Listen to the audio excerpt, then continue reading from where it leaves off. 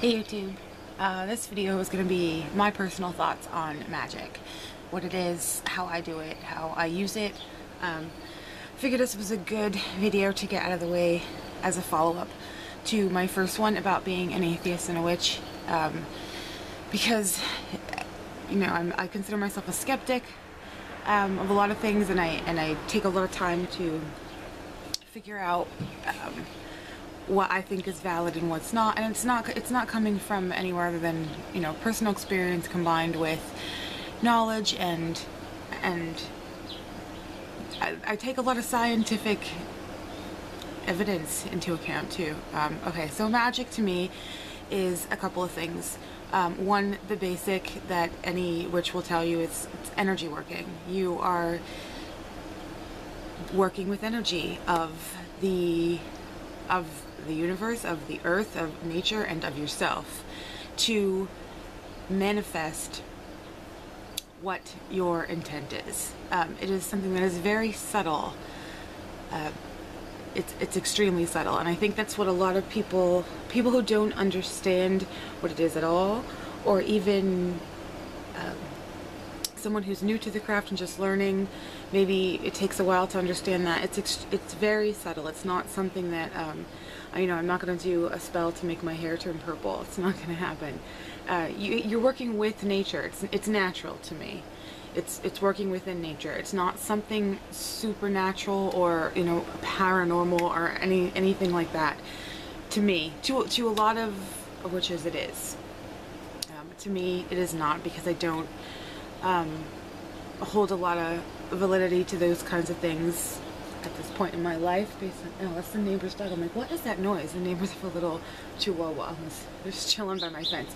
Anyway, yes, so energy manipulation.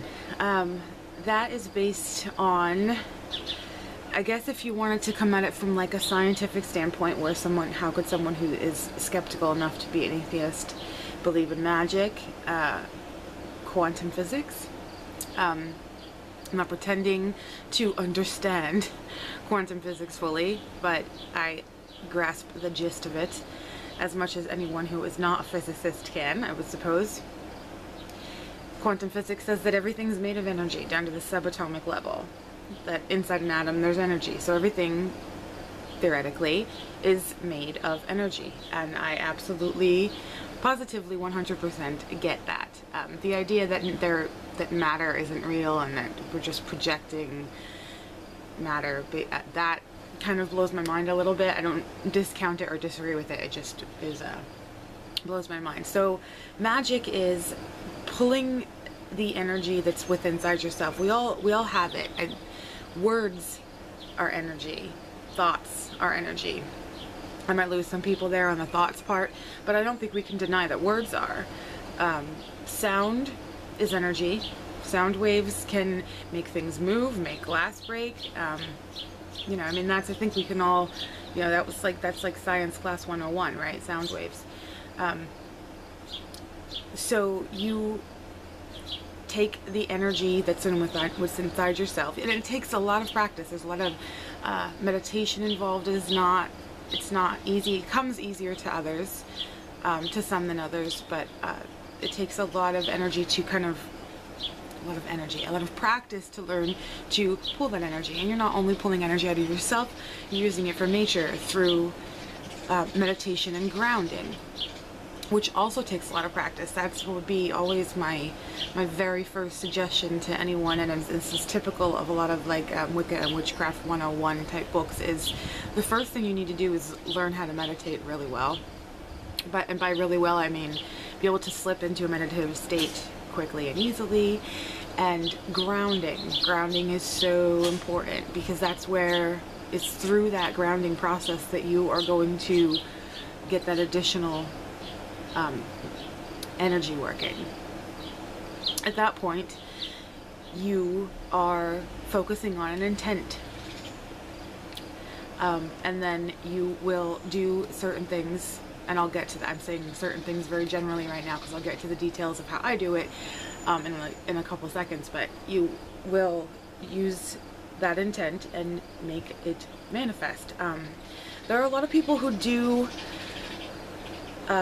manifestation type things that do not consider themselves witches. It's quite a new age kind of concept.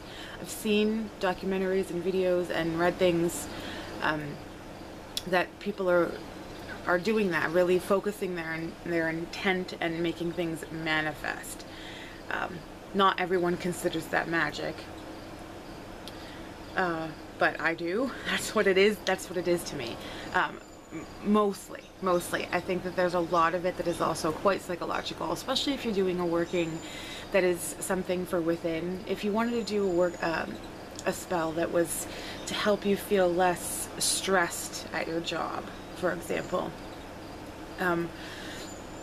you're going to do a couple of things. You can manifest, type like a shield type thing to block out negativity, but you're also, the birds are going crazy. The animals are just coming at me today. I lost my train of thought. The birds just totally knocked me off. If it's a working that's like within inside yourself, or you want to be less short-tempered, like that's maybe a good example.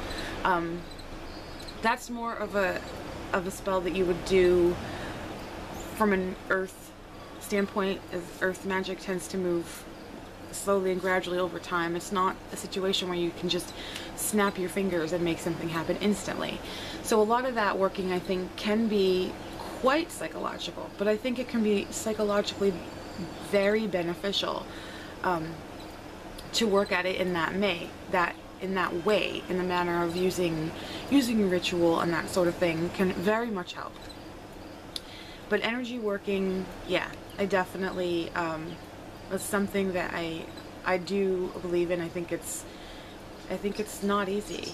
It's definitely not easy. I don't think it's I almost said some magical thing, but of course that's what I think magic is. So it is a magical thing, but I don't mean, quick wave of the wand, woo-woo, Harry Potter kind of magic. It's a lot of work, and you have to put physical work behind it. And now some will say, well, then it's just a coincidence. You're just telling yourself that it's working when you're actually doing the physical aspect. I think it's a boost. I think magic can be, that's how I use it, as sort of a boost to physically making that intent come to fruition. It helps me. It's helped friends of mine that I've done things for. I absolutely think it works.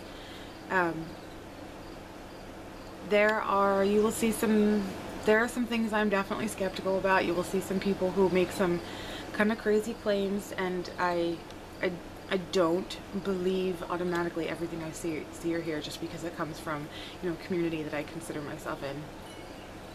So I am, first and foremost, for sure a skeptic. But magic is something that I find, like I said, I find a lot of validity in. You're combining things like, quantum physics with psychology and with I fully believe in, the chakra system. I think it's important to make sure your energy systems are cleaned out and running the way they're supposed to. All that kind of stuff that's considered, new age metaphysical, they don't necessarily have anything to do necessarily with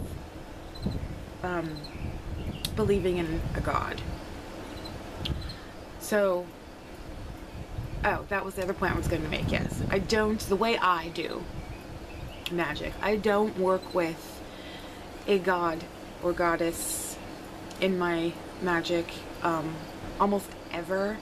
The only time I will work with a god or goddess energy, their personification, is if it's an inner working and the manifestation of the energy of that particular god or goddess. They have a strong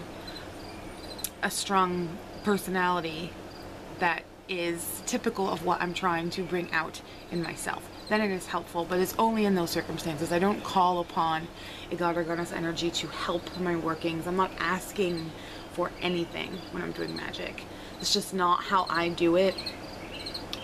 I don't call the elemental quarters. I used to, and it didn't feel it just didn't sit well with me. I felt like I was just reciting lines of a play. I couldn't do it from a gut place where I was really feeling it.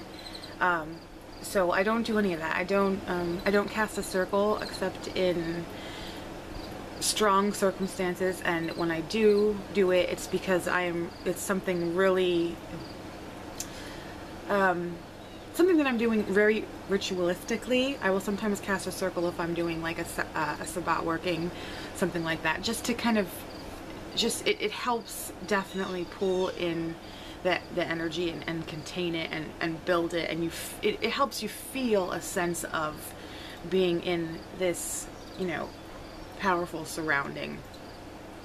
I don't typically do it though. My magic is very, very simplistic. I work with candles, colors, incense, stones, things like that. Herbs, a lot of herbs and essential oils. How could I almost forget?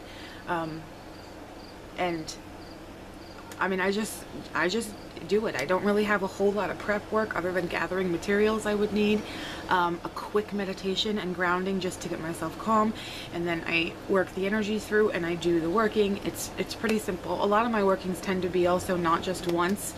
I tend to do multiple days, depending on what it is. There's some workings that I have running for like, you know, a week or more, if it's something that's like a gradual process, and I will keep feeding the spell every day, either by adding more incense or the essential oil, or just more of my intent that I want to manifest.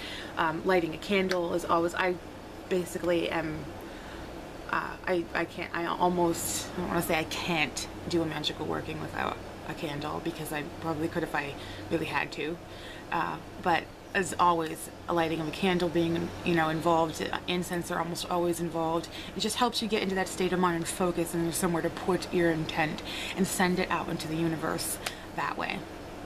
So that's a very broad general idea of my idea of magic. A lot of those things are things you will hear from most other people talking on YouTube about what magic is, or books. My personal brand of it leaves out the god and goddess. 99% of the time leaves out casting a circle. I just am very simplistic about it, and it works. It works. So I do it because it works. And it's also a very soothing, calming process for me to stop and get yourself grounded and focused on that intent. It just makes you stop for a second, because life can be, you know, really crazy. I do some devotional type rituals once in a while too, and again, it has nothing to do with a higher power for me. Nothing against anyone who it does. It's just a way to stop and focus my intent and my energy. Because I think it's pretty undeniable. It's really, really hard to deny that you're putting out some sort of energy with your thoughts, your actions, your words. And to me, being a witch is working towards being in control of all those.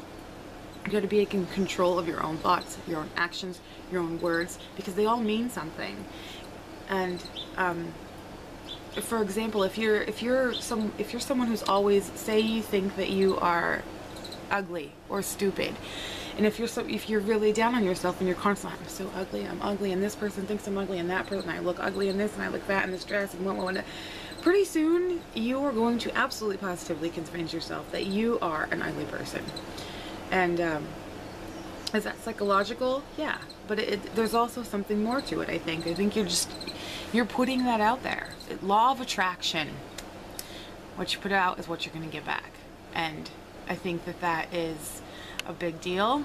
I think that is absolutely true and real. I think the whole of cosmos is a working system that's all intertwined. And you don't get to just throw things out there and have them poof, vanish. You know, they're there. So that's what magic is to me. It's energy working. It can be psychological.